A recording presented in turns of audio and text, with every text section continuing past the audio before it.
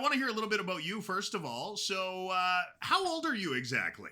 I know you're not supposed to ask women that, but I think I can ask you that. I think that's okay. Yeah, it's all good. I actually turned 40 during last year's election campaign. So, yeah, I've had my birthday while I was door knocking and pretty exciting. But yeah, I turned 40 and I've got a couple of young kids and yeah, raising our family here in Prince George. It's best place to live as far as I'm concerned.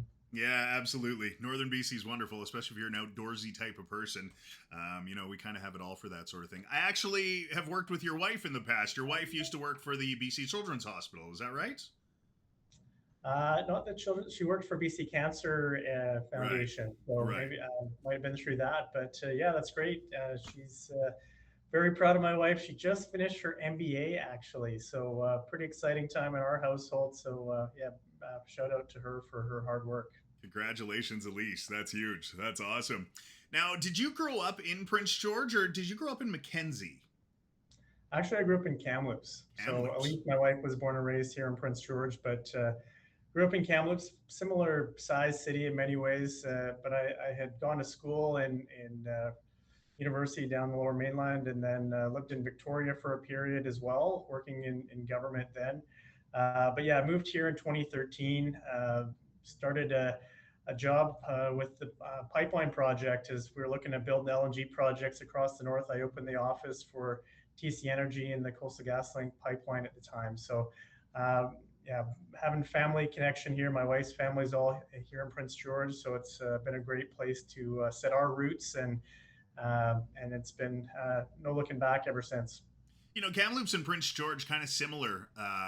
Geography is a little bit different, but when it just comes to the working method of both of those cities, kind of a similar way. Sort of blue collar is kind of what runs everything.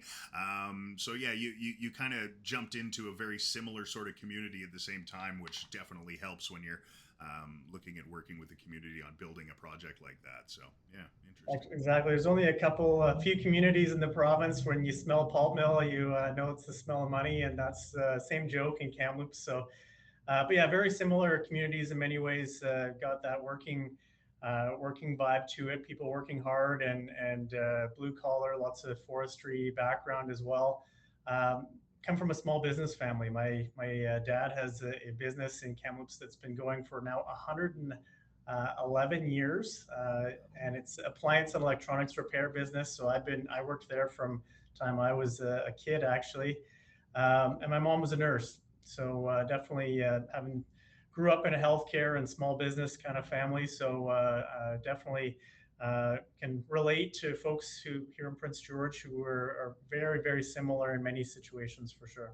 Right, right. Okay, gotcha. Now, you went to UBC for schooling. You graduated with a Bachelor of Arts degree or a Bachelor of Arts and then a degree in political science. It seems like maybe a life of politics was something you kind of had in mind. Was that always the plan to be on the political side of things, or did that come along while you were in school?